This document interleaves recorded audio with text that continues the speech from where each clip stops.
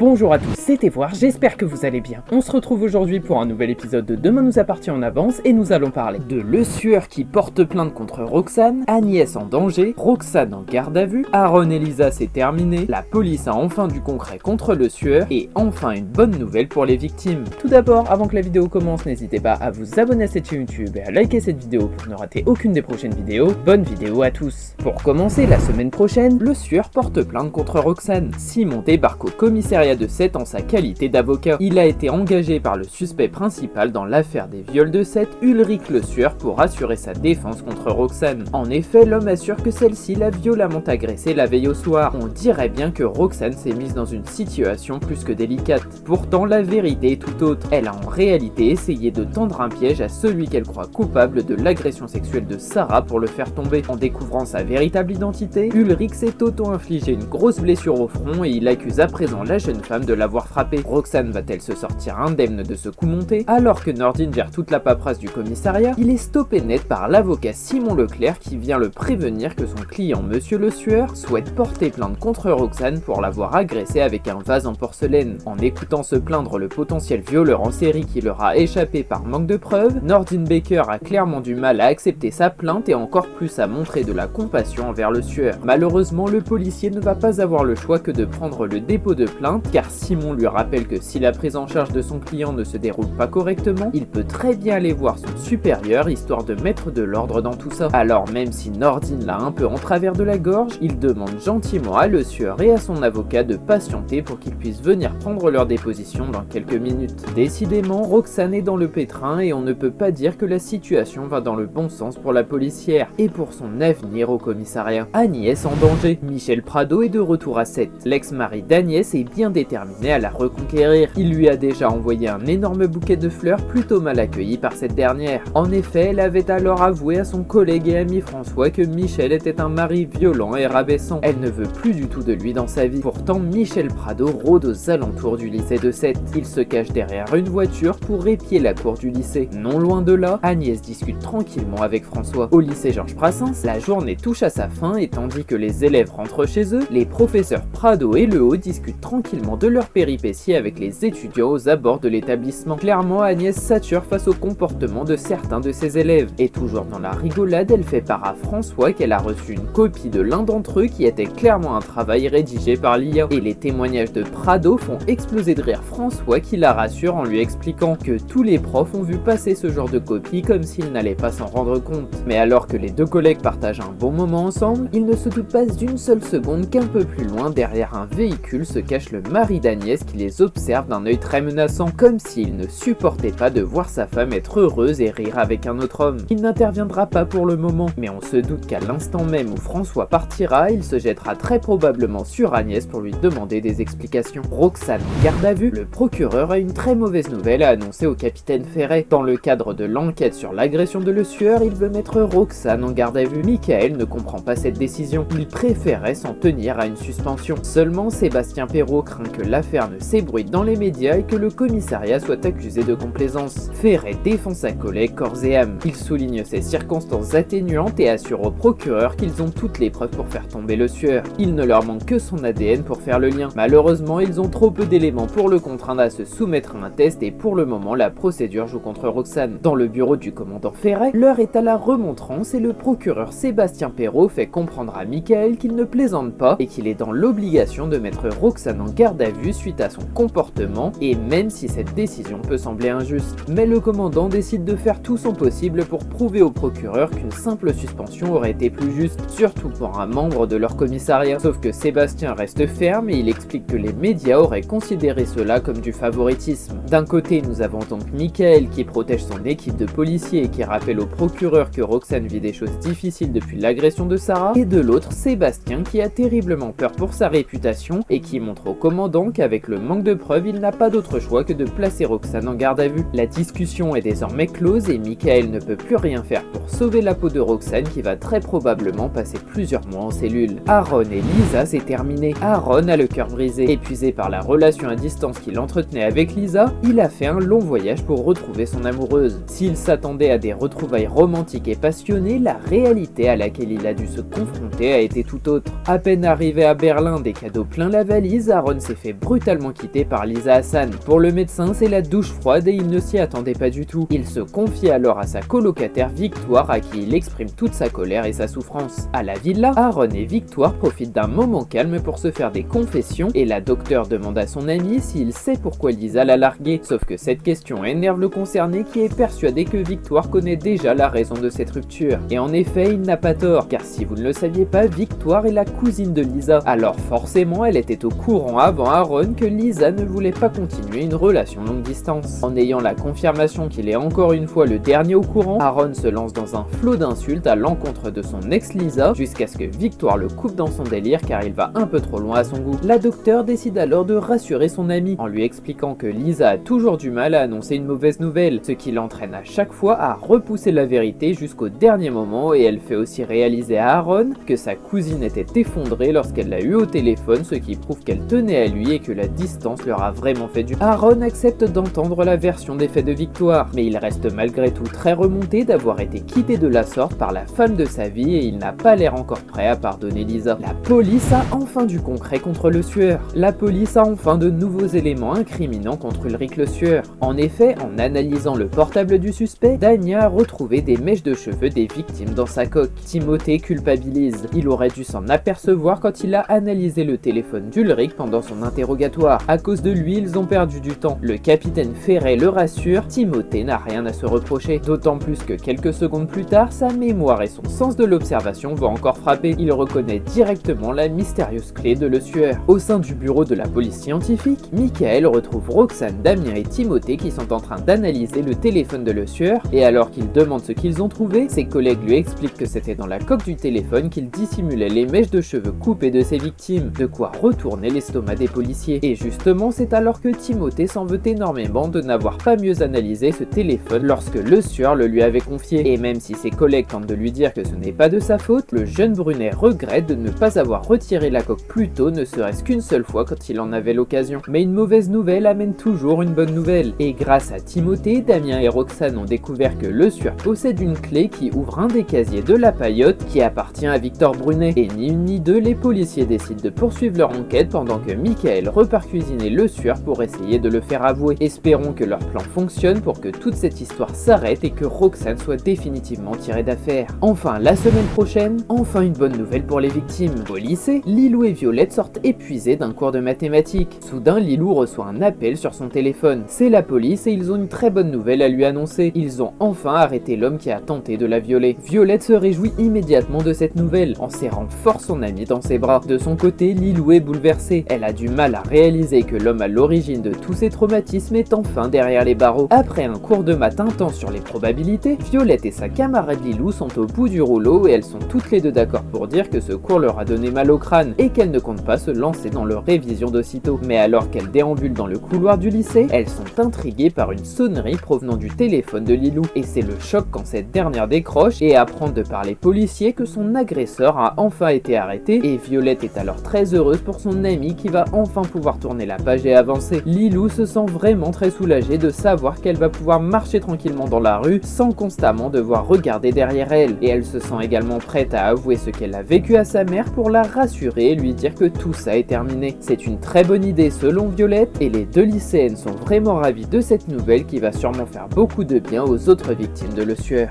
Cette vidéo est déjà terminée, j'espère sincèrement qu'elle vous aura plu. Je vous le rappelle, n'hésitez pas à vous abonner à cette chaîne YouTube et activer la cloche pour ne rien louper. C'était Voir, merci à tous, passez une très belle journée.